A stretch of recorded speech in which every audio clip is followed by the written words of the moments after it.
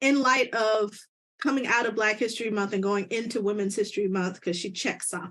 This is perfect. She's intersectional. Intersectionality. So if you're Black or African American or however you identify, March is actually intersectionality month.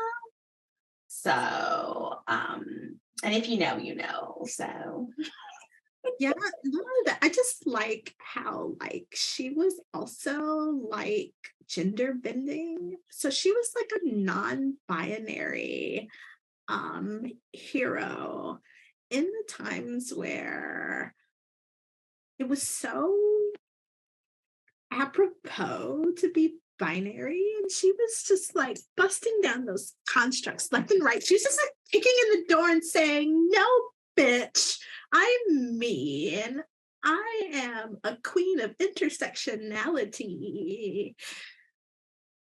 Yeah. We invented intersectionality, and like everything else, we don't get the credit. We're literally walking intersections.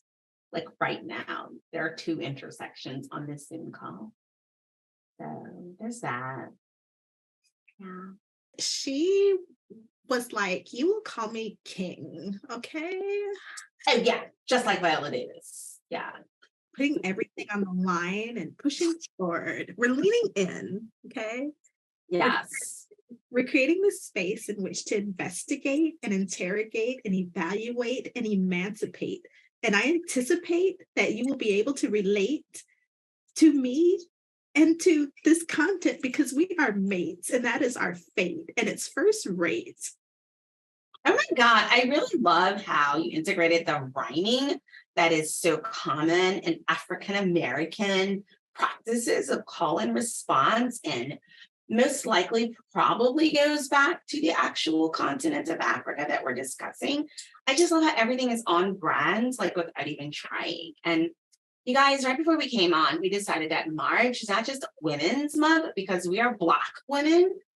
It's Intersectionality Month because we are walking intersections right now. And I think that it's important to keep that, like, first and foremost in your mind as you consume this content that we are putting out for you. So there's that. Like, you want everybody to immediately turn off this shit.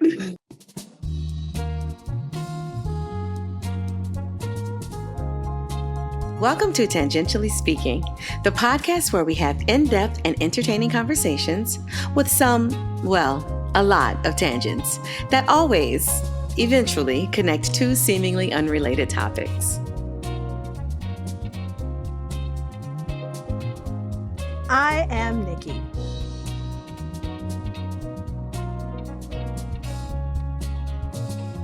And I'm Nita Sharice.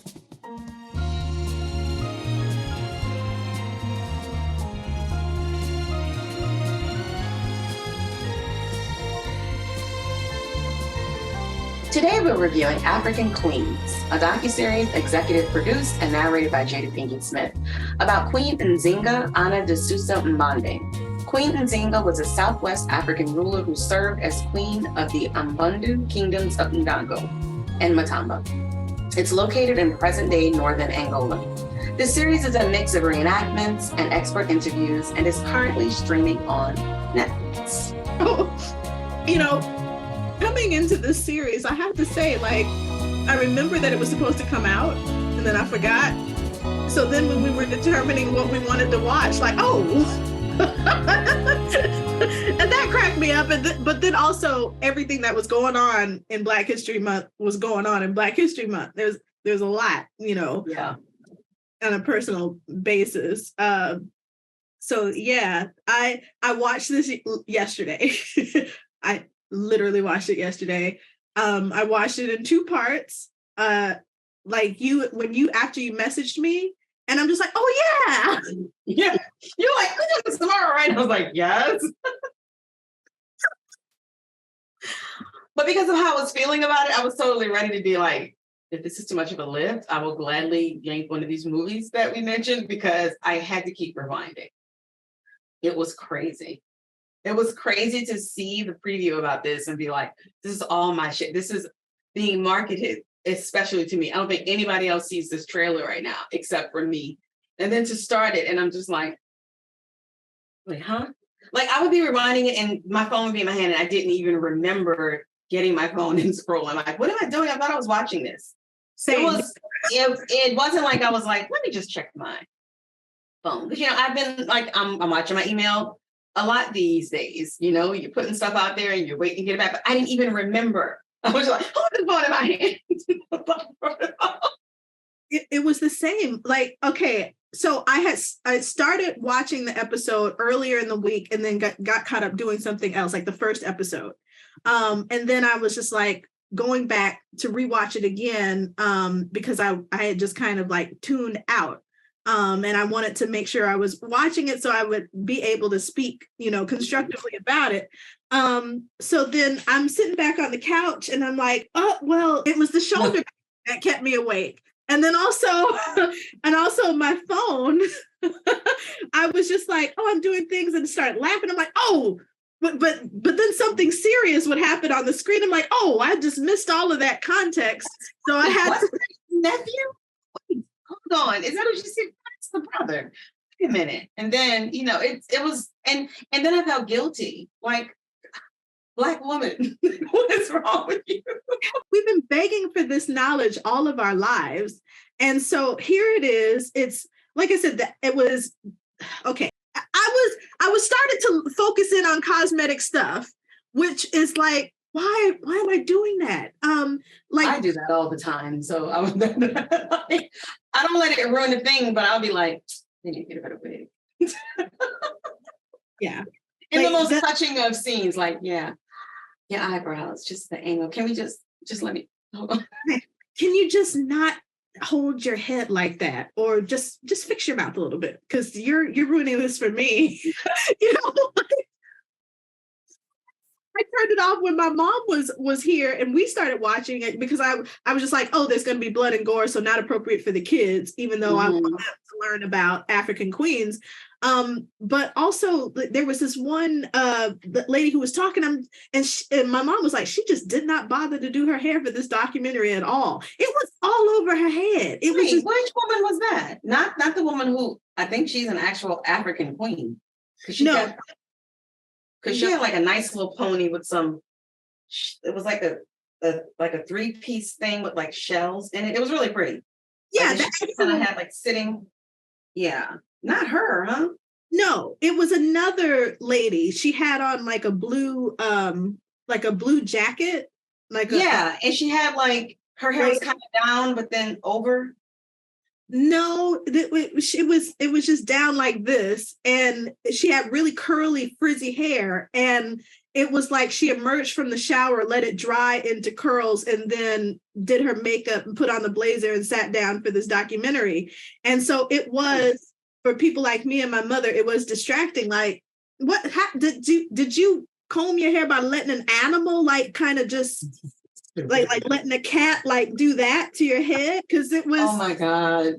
Yeah, so I turned it off because I was just like, well, this is not going to be productive. And then I turned it back on, and when I saw her, I was reminded, like, oh yeah, she just like, fuck it. I gotta go back. I don't remember that person. Well, maybe because you were looking at your phone. And so when I saw her hair, I was just like, well, what's on my phone? So I could just listen to her words. But see, I was the other way around. The actual reenactments were not holding me at first. So I would tune into the talking heads because of the facts. Like, it was like, oh, I actually would look at them sometimes more than what was playing out on the screen. Because I just realized, like, I'm getting bored and I'm mad at myself for getting bored. Like, this is my kind of content. Well, I started judging. I started judging, like, are there accents true to this? I'm like, that looks like a Nigerian woman. I bet she's from, like, the lead actress. Adesuwa Oni? Yeah, that's Nigerian. Better than them having, like, Beyonce as queen. Like, love Beyonce, but like, or just choosing, like, this is played by Elise Neal or Regina Hall. Like, at least they kept it as someone that would like look right. And I don't know what goes into casting, or if they went to that region to like look for the creatives and the actors and the actresses, because ultimately it's going to go to the best person, you would think, or you would hope. I feel like all of the people who weren't speaking were probably American Black people. Oh yeah, because they just look like, oh, that girl lived down the street. Yeah, and this actress, so she's actually based in London, and she's at the stage of her career where she's not necessarily saying, I haven't interviewed her for Radiant yet. She would probably be one of the people where I tapped for that to interview for that magazine. And then you tell the whole world, I'm of Nigerian descent, because she's obvious, her name and her face, I was just like, she's Nigerian. Mm-hmm. And so I was interested in seeing her and seeing the actors and then wondering, where they were from, if they were American or they were British or what have you. Mm-hmm. And then I was looking at their hair, like I was looking at her hair in particular, and I'm like, okay, those are faux locks, and they're styling them, but they're just, is it because she's in Africa that they're not grooming her roots? Like, is that why? Is that supposed to? I didn't even notice that. Maybe that's a lock thing. Yeah, I mean, I knew that it was maybe crochet or something, or a wig, maybe.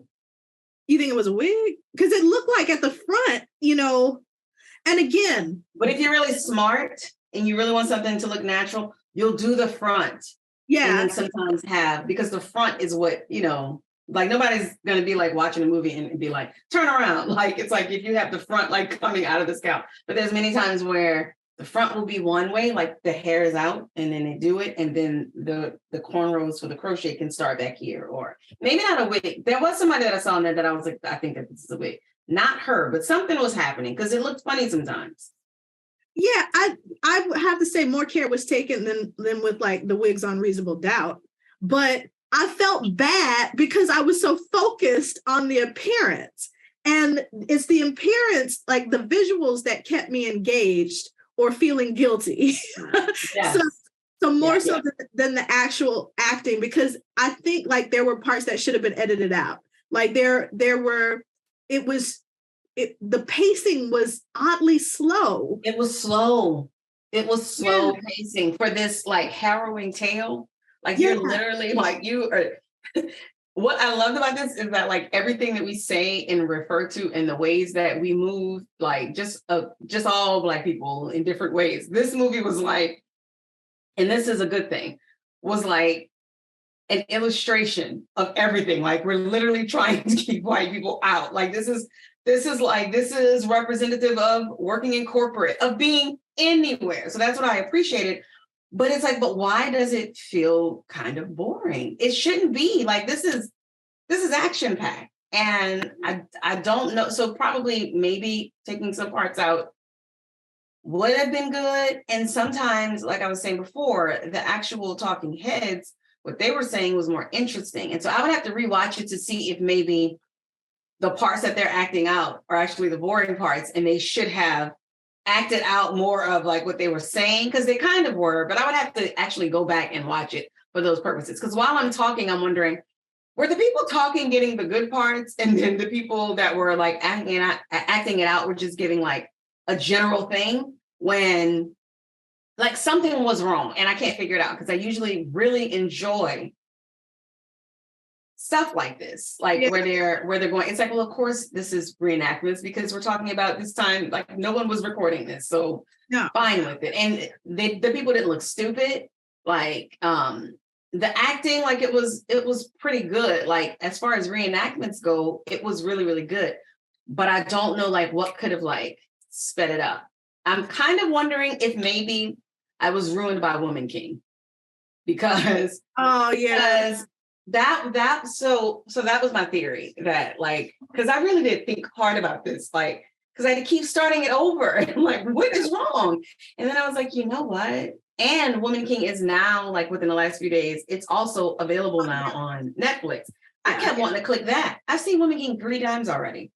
Like 3 times, twice in the theater. I really like this damn movie. So I'm wondering if like I was, even though Woman King is a derivative of this, like this is the actual history. Yeah. I kept wanting to just see Woman King Like, I wanted Viola to come out and like show her how it's done, which is horrible. I know. Yeah. So that's my thing. Like when she was talking about how her dad, the king, or when they were talking about how her dad, the king, was just like, yeah, I'm going to expose her to warrior style and politics and everything, because he recognized right away that she was actually brighter in all those ways. Different. Yeah. Than her brother, who got on my fucking nerves. Oh my God. Yo. But it reminded me of the book Things Fall Apart by Chinua Achebe. And the protagonist, Okonkwo, he has a son who is kind of, he ends up being romanced by the colonists, you know, who are bringing religion, and he just caught up in the religion, you know. Meanwhile, Okonkwo recognized that his daughter was truly smarter, but he just kind of brushed it aside because she was a girl. And he was just like, well, no, my heir has to be the son, firstborn son, and all this other stuff. I was glad that this king did not do that with Njinga. She really did have, she seemed to have all of the same benefits that her brother did. What I liked is that she had 7 concubines. I was like, hey, I can get with that. Girl, on that part, I was like, run that back. See, this is why we need to learn about all of Africa, because all I've ever heard is the oppression, the customs that are, in my opinion, barbaric, or doing things to make sure that you never have any pleasure ever. And that just being the norm, or, you know, being one of like 25 wives. And then seeing this, it's like, yeah, Africa's huge.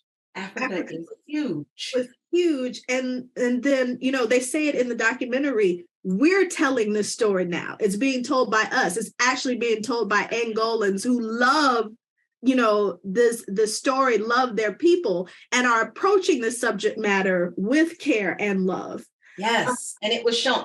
I loved that. Like, look at her. Hello. Yeah. Okay. Yeah. And she, you know, her holding her son, like, okay, so that's where I'm just like, she's breastfeeding her son, but it didn't actually look like there was, like you said, there was something missing. Something was off. Something was off when she was training and she throws the axe, and it's just like, this seems like it should be a lot more impactful. What is going on that is detracting from all of this? I don't know what it was. You know what it kind of feels like, the more that we talk about this, it feels like let's say that there were two people who were in charge. One person was in charge of culling together all of the experts and making sure that the questions were on point, or like that the questions would lead to the kind of answers that weren't just like, yes, no, you know. And that person had that part. And then somebody else was in charge of the reenactments that go along with what they're saying. And it seems like the person in charge of the reenactments, like, or if it was just one person, the reenactments weren't as important because you have the knowledge, because all of the things that you're bringing up, the pacing, the way that she was training, the breastfeeding, it felt like you did not spend enough time on this.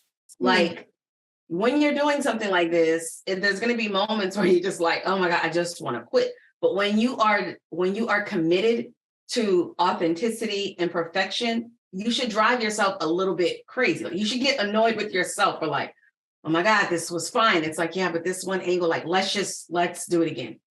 Maybe they couldn't do that for some reason. I seriously doubt it. Because of who it was executive produced by, I feel like you probably had a pretty deep well, you know, and she doesn't strike me as somebody that it like doesn't care about like what she puts out. But there was something missing. The knowledge and the facts that we got, the exposition did not match with the execution at all. Like the breastfeeding, I didn't even think about that. But as soon as you started talking, like I kind of knew what you were going to say, because I think I felt it. But it's like, nope, because if I start thinking about something, I'm going to get on Google and then I'm going to forget that I was even watching it, since my TV goes into screensaver. And then it's like, what was it? And I'll get up. Like, I do it all the time. It's like, it's time to clean the tub.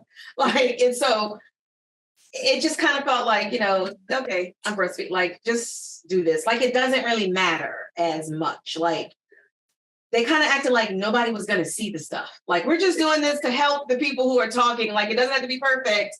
And it's like, no, literally, that's what's bringing me in, because everything else was beautiful. Like, the cinematography, like, everything else is beautiful. The colors, the people.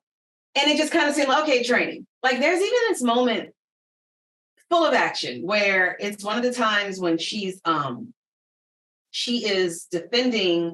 literally defending the land from the Portuguese. And she's like, okay, they're coming. Or the Portuguese are standing up there and they're literally like shackling and tying Black people up. And then she shows up and is like, ha, nigga, got you. Even like the way she hit him just seemed like that looked fake. Like, I know it's fake, but it looked fake. Like, she just kind of came behind, didn't hide. It was like, you expect me to believe that this dude was standing right here and didn't hear like all that noise. And then she just stood there and was just kind of like, And it's like, can y'all go over that? Like, blocking, whatever it is, making shit seem real. It just, maybe that's what it was. So maybe it's like we're listening to the information, which is so compelling and interesting. And then you see it and it's like, this isn't holding me. Why isn't this holding me? But I was kind of blaming it on the fact that Woman King did a much better job of everything feeling really important. Like, she's training. She needs to get this right. She's obviously going to need it. And it didn't have the urgency. And it makes me kind of sad because I don't want to sound like those idiots, those people that are like, well, I like this better. And it's like, that's not even the real thing. I usually appreciate the source material even more than I appreciate the thing that had to be zhuzhed up a little bit to get us dummies to watch it. But in this case, it's like, they did better. Like, they did a lot better. And in a shorter amount of time. Like, I wouldn't have mattered if Woman King was 4 episodes. I love that movie so much. But it just felt more harrowing. And I rarely felt that. Like, the only time I really felt like, oh my God, this shit is serious, is when she lost her sisters. That's when I was like, oh God, no. Because I just pictured like, they're going to send them. I just knew that they were going to be sent to the US or to South America or something like that. That was the only time I kind of like leaned in, and I was tired by that point. So I'm watching this so that I can be a good partner tomorrow. Like, I can't be sitting there like, oh yeah, girl, that part was crazy. I think, I was wondering, like, because, okay, when I think of that director that did 12 Years a Slave, the way he did 12 Years a Slave, it was so hard to watch because it felt so authentic. It just felt so authentic. So I know this director read the hell out of that book. He chose Chiwetel Ejiofor, Nigerian, but he was playing this American slave and just really taking great care in articulating with his face, with his words, with his body, how his experience as a slave, and so I'm just like, well, I know that you don't necessarily have to be a person of African American descent specifically to understand that struggle. And I would think that someone like an African actress would be like, I'm playing this great African queen who is known all over the world because people know her all over the world. And I knew about her history in America, when a lot of that history, like what stands out to me is when the governor called her in to consult with her, to negotiate with her, and wanted them to pay tribute, and he didn't provide her with a chair. And she was just like, no, I'm always prepared. And she had a person kneel for her. I remember reading about that shit. And like, yes, I want to be that bitch. I loved it. Yes. She was not flustered. She didn't even get angry. No, she kept it. She kept it together. Yeah, that was one of my favorite scenes in the documentary, and I was so connected to it because that was one of like the most famous things I remember about that history. But I just felt like maybe she was approaching it like, well, that's not my tribe, or this is not my history. So, and some of us are guilty of doing that. You know, like I live in Atlanta, but catch me in California. I'm repping West Coast, West Side. like if I'm at a Falcons game, I'm just like, yay, go Falcons. I think. To your credit, and to be fair, people who are from Atlanta are like that about the Falcons. They talk all the time about how Atlanta people don't even care about the Falcons. They're way more into the children, to the college boys. Because it's like, that's why I don't, full disclosure, I'm from New Orleans. I'm a Saints fan. So take everything with loads of salt. Loads of it. Salt and shade. Like, whenever they come with that Rise Up, that song that they try to have to rival ours, it's like, y'all don't even believe this. Like, I admire them for their dedication to their city. Because it's like, I mean, what else you gonna do? But they have way more fervor for the college game than they do. They don't care about the damn Falcons. Every Falcons fan I know that like doesn't live in Atlanta, they're not from Atlanta. They care more. And they didn't even... So anyway,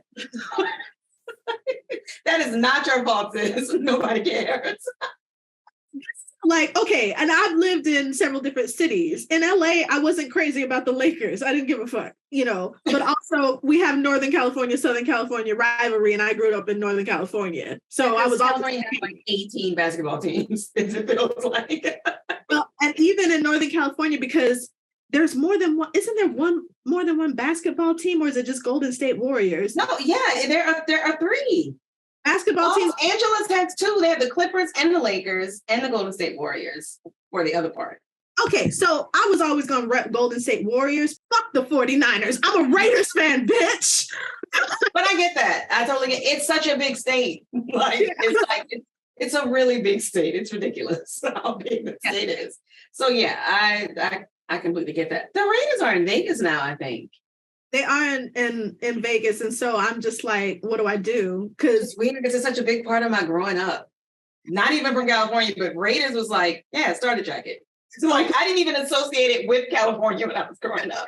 Well, even when the Raiders were in LA, I was like, fuck that, Oakland Raiders. I don't. Yeah. The Raiders were in Oakland, then they went to LA, then they moved back to Oakland. We were all happy, and now they're in Las Vegas. I don't even know what to do with that shit. And I've lived in Las Vegas before. So yeah, it was weird. I was like, Vegas, you stop trying to be in football. They've taken over. Like I feel like when they came, they slit everybody's arm and made them like, you will bleed Raiders. Raiders shit is everywhere. Really? Like, it's not even, yeah, it is obvious. It's like, please help save us. Like, it's all on their backs. And I think that they're probably trying to show that they're supporters so they don't lose their team. They had this gorgeous new stadium. The guy who was like my vocal coach has always, he's like the voice of the Raiders now. Like he and his wife just moved to Vegas because he's the person like at the games, because I think he voiced for the football game, video game. And he's so prolific. He's on everything. And he lives in Vegas now and is the person at the games. And so they're really like, we're not going to let our team go. We're going to put everything, like we're checking into our hotel, very nice hotel. And they've got Raiders jerseys on, like shirts. They're not even repping the hotel. It's like Raiders. And I'm like, okay, this is weird. Like, is a robot going to show up at our door and be like, pledge your fealty? Are you talking about Jason Horowitz? It's Trey, I think he uses Trey Mosley, but it's his voice that was on every ABC commercial talking about we're going to have a racial round table about George Floyd, like on major things when you hear his voice. If you're in voiceover, you know him. Well, he describes himself as powerful, deep, authoritative, warm, confident, urban, baritone, smooth narrator. Oh, yeah. He is all that. Yes, he is all that. And he's funny. Yeah, he was nominated for the 2020 Voice Arts Award for his character work in the video game EA Sports Madden 20. Yep. So he has a professional home studio. His number is online. His voice is great. And his tagline is voiceover that sizzles.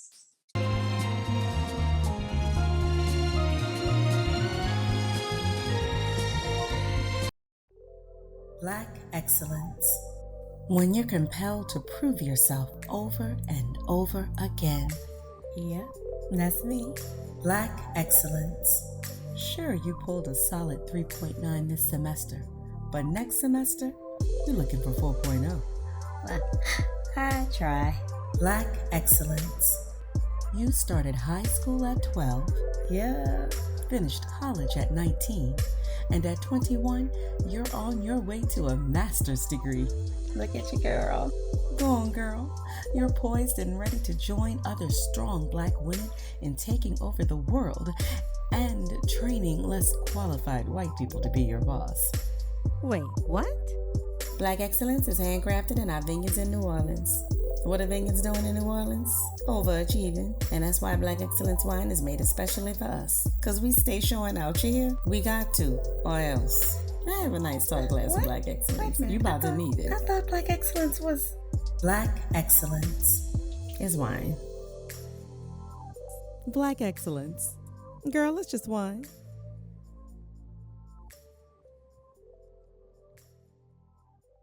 How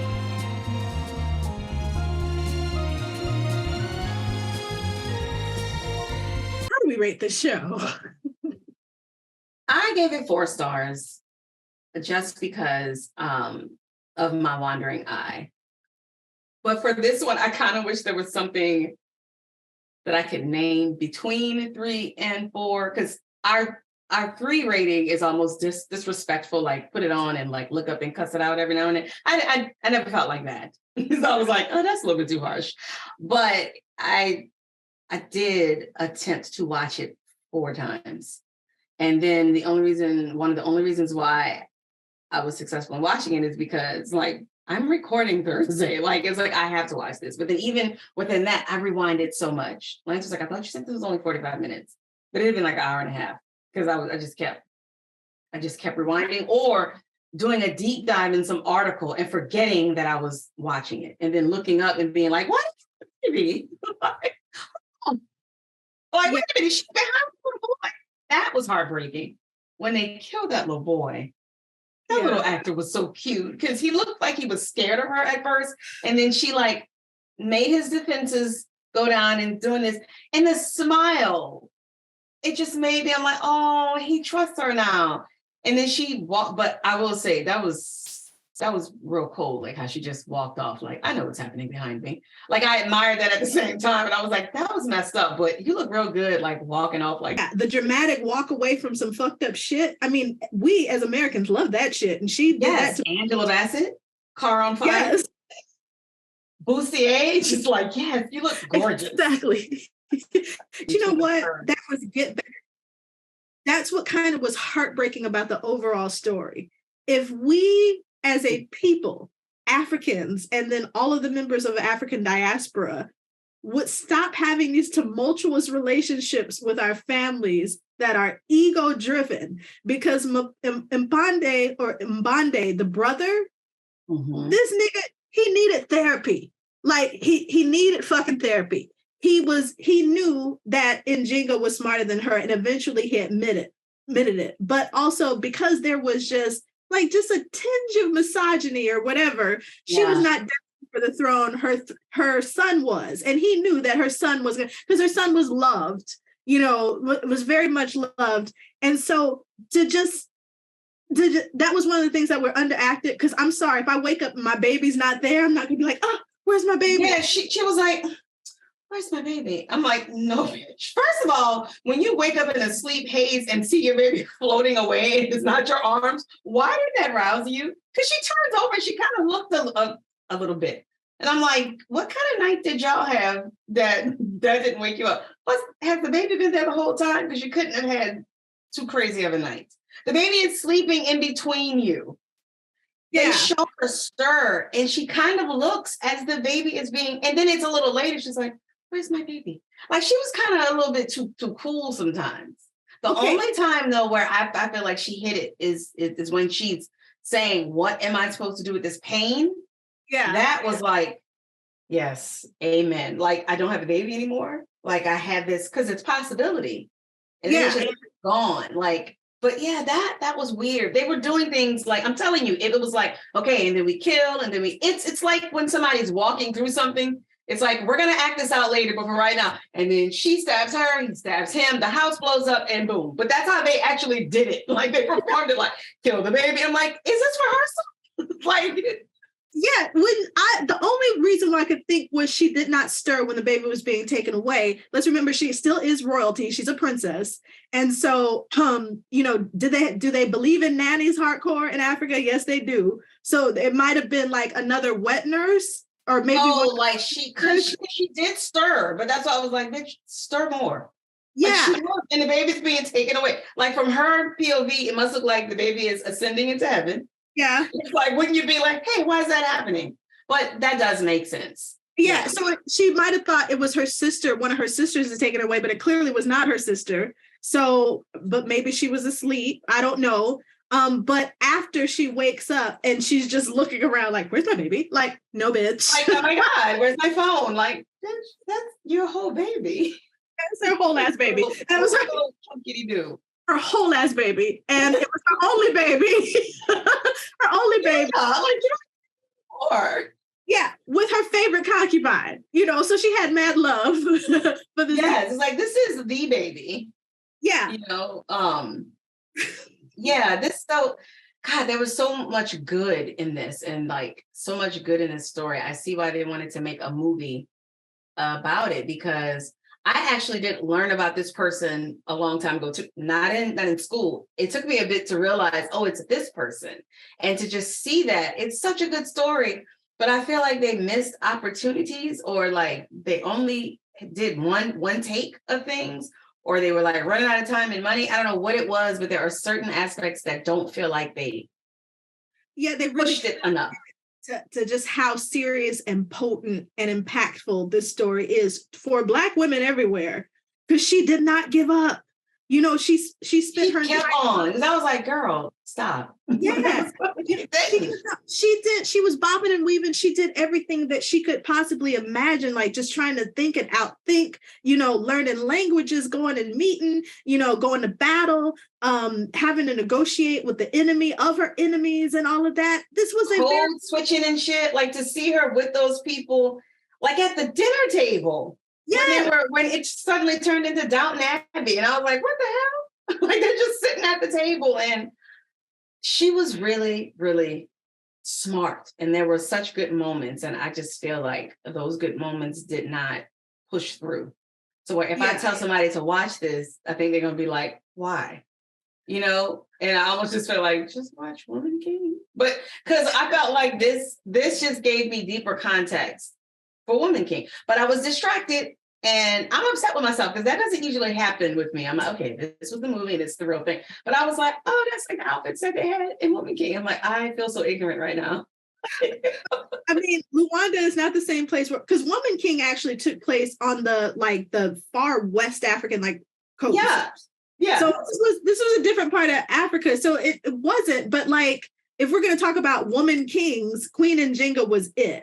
And I feel like it would be great if Viola Davis said, okay, I was this Woman King before, now I'm this Woman King today. I would be all for it. Because it may be different across Africa, but there were certain aspects they kept making comments about her age. That was a big thing in Woman King with Viola. They were like, this old woman.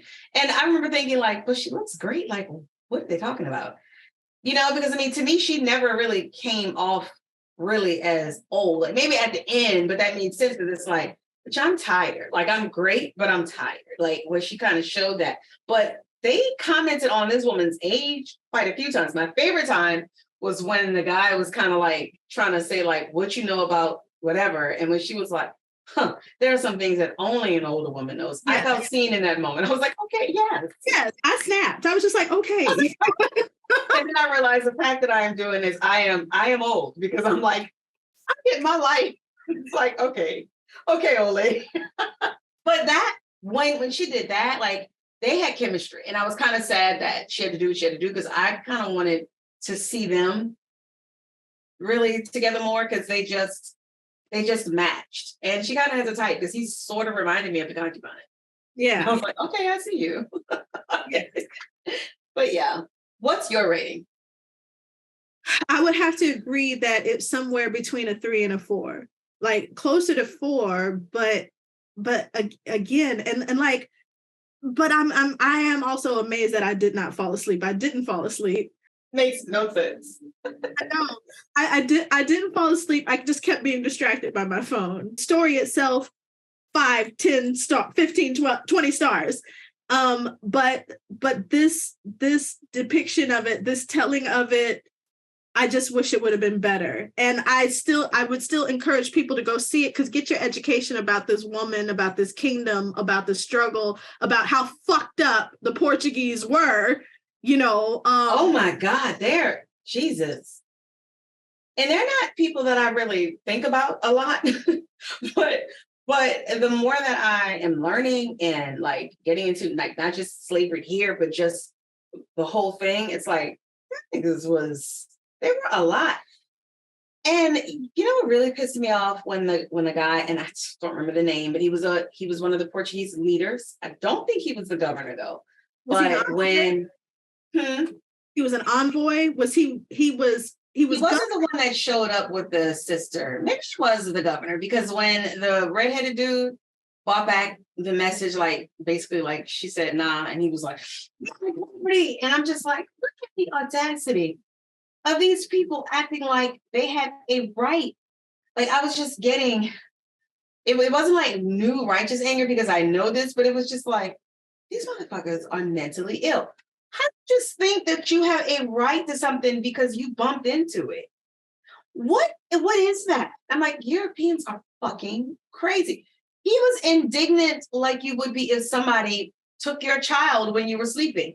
He acted like what she should have acted like when she discovered that her baby was gone. He was like, God, yes. It's like fiddle, and it's like, in another land, it belong to you. You motherfuckers is crazy. They're crazy.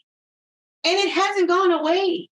It's just more refined. It just goes more with this era of humanity. But it's the same thing.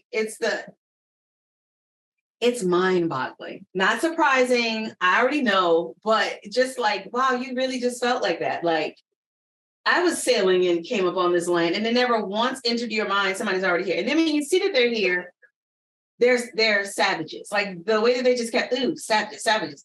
We're savage, but like you can't seem to keep away though. It's so weird. Like, how do they reconcile that in the same mind? Like there is contempt. I'd rather you just have contempt for me and then just stay the fuck away. Yeah, leave me the fuck alone. You're establishing shit and like, why do I negotiate with you on my fucking? Like that was just like, wow, these people were really in it. I will say this, what this story did for me is I don't think that I even realized how pervasive the slave trade was. One of the talking heads worded it like, you almost couldn't get away from it. Like as someone who was born in America, I have big side eyes sometimes when I hear about the parts of the story where Africans were like, I do need a new boat. So like, let me go ahead and, it's like, these are your people. Like how, but I got a lot of context from them that it was one of those things, it's everywhere. And we are very familiar with we don't like this system, but it's like, we have to kind of like really operate in it. This was the first time I was able to identify a little bit. Like maybe our system would be like, oh, I really don't like the way that Hollywood works and how, you got to like look a certain way. And I don't like it, but I know I'm about to go and get a trainer because I'm about to be on camera. Like just that kind of thing, like how we know it's wrong, but like we operate within it. I have never given them that. I've always been like, fuck y'all, because, you did this and now here we are. And then you have the nerve to be like looking down your nose at the people who like don't know their culture. But this gave me lots of context for, it was one of those things. It was a world system that you really could not, like how she was at one point, they were like, well, why are you doing it this way? And she's like, we have to sacrifice like a little bit. Like she didn't want the slavers coming, but in order to compromise, it was like, okay, you can do it right here. Partner with the Dutch because the enemy of her enemy was her friend in that. Yes, because the Dutch weren't concerned with like, we want to be here. Like they just wanted the people. But it makes me sick how we have to make those concessions because that is also still wrong.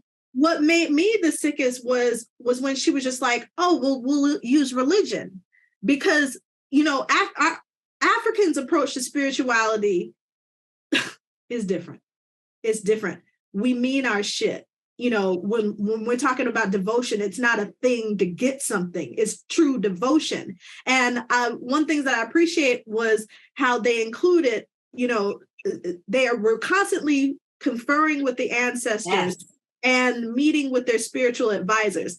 I'm not sure that she was always right, but you know, to demonstrate that devotion that we have to, like, we're not on this planet alone. Death does not mean the end of us. You know, and so, you know, I was with her. This is one of the other parts where I'm just like, oh, she felt this, because she was shocked that the Catholic Church, who were supposed to be devout in their faith, in their religion, and all of these things they espoused in their word from God, they gave a fuck about it because the slave trade was just so lucrative, you know.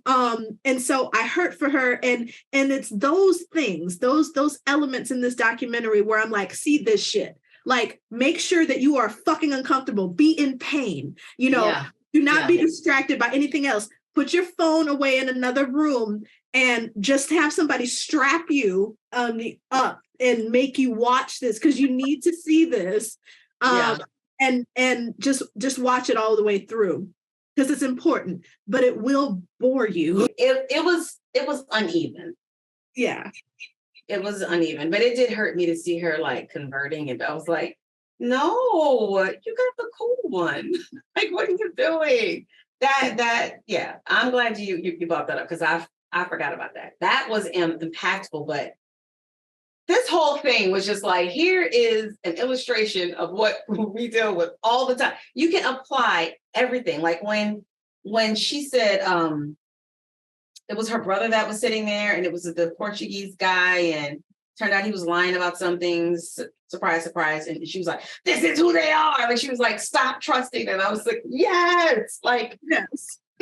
I was just like, yes, this is it. I'm like, why is this movie literally acting out like everything? Like, that should be a GIF that should be used for everything. Like, they're not different. They haven't changed. Not a true ally. Like, this is who they actually are. Like, even your allies are fighting down that demon constantly. So I don't need to spend extended amounts of time. Just donate to my shit and reshare, because people follow you more. Like, it was just like, wow, this is it. Like, coming on and trying to take our stuff and us defending it. Like, from Bantu knots to like dark lipstick and deep liner, just all those things that it seems way small, but it descends from that. And you just like, I want it. We're talking about Hailey Bieber. Yeah. Oh, yeah. and the Kardashians. All of them. All of them. Cinnamon buns. And like, you know, and everything else. Kim Kardashian doing the Bo Derek braids. Bo Derek doing the fucking Bo Derek braids. They're not even calling them Bo Derek. They're not braids. I call them Bo Derek braids to be disrespectful, because what's on her head is Bo Derek braids. Get a sister on there. Look at them fly as cornrows that mean that she's from such and such tribe. And that she has this many husbands, and that she practices this religion, and that she's this age, and she has this talent, and she has this. Okay. I want a concubine. I want 7. How can we be raised with that? Oh my God.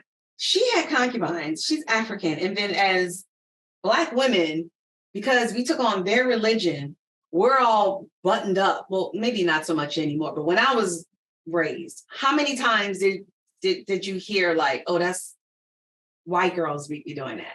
But the things that we were saying what white girls are doing is just like being sexually free. And we are. And here we have somebody in Africa who just got a pick of niggas. She just picking up. Nobody's side-eyeing her. They're just right there. On demand. That was their duty. That was their official duty, to please her booty. Yes. Like, if they had a card, it would say, pleasing Queen-Njinga's booty. Basically, that Vogue cover that all these whole tech fools are getting mad at Rihanna about, saying that she's emasculating the Black man. As soon as I saw her pick her concubine, I thought of Rihanna on that Vogue cover. It was perfect. Her in the front. Like, these niggas are mad that this nigga is not in front, and the article is about her. It's about her. It's about her. And why can't they be okay with, he's the dad. He's holding his baby. He's And they were like, he was kissing the baby. He's loving his son so that the son doesn't show, that doesn't end up like y'all. Girl, He's loving his child. I saw a post on Facebook where people were mad that Michael B. Jordan was hugging Jonathan Majors. Because, yes, like, this is emasculating. What? He's hugging this actor who is a friend who he's worked on a couple of different projects together with now, and you're mad because they're showing that they actually care about each other? Like, what? That's what's wrong. Like, that is what's wrong. Y'all niggas, I think it's two things. Number one, they either need love. Number two, they want to do more to Jonathan Majors and they don't feel free to say that. It's those two things. It's like, y'all weren't hugged and you're mad that you can't, like, more than hug him because you're a man. Like, you doth protest too fucking much. Calm the fuck down. Therapy. They need it just like Mbandi did, because that nigga needed therapy. He killed all of his, he was just like, oh, they're my potential enemies. No, they're your family and your allies. Like, what the hell? Crazy. Like, it's like, I watch Game of Thrones too, but usually it be their enemies doing that. Like, I don't know. And like, let me knock on something. This Game of Thrones is wild.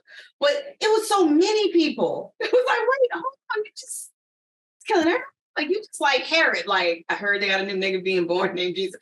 Kill all the boys being born. Like, nigga, you not worried about your margin of error? You're looking for one baby. that's what I'm saying. Black people, we have to stop doing this. Members of the African diaspora, we have to stop doing this. And then her sister, honestly, like, I guess it was meant for her to kill the nephew, but you know, it wasn't just about politics. That was get back for her son being taken. And the fact that she didn't acknowledge, I'm like, oh, you a real king now because you just like, bitch. She was like, take your son too. But it was more, well, not more heartbreaking. I guess that one affected me more because she did not have to grasp his faith and like make him feel comfortable. Because I don't know if you noticed, but when she first came up on the little boy and that soldier that had been training him, he was looking like suspect and scared of her. And the guy was like, he's kind of shy. So when she took care to do that thing where when you bend down at the waist to meet kids, they appreciate that so much. She did the first grade teacher thing and bent down and was like, oh.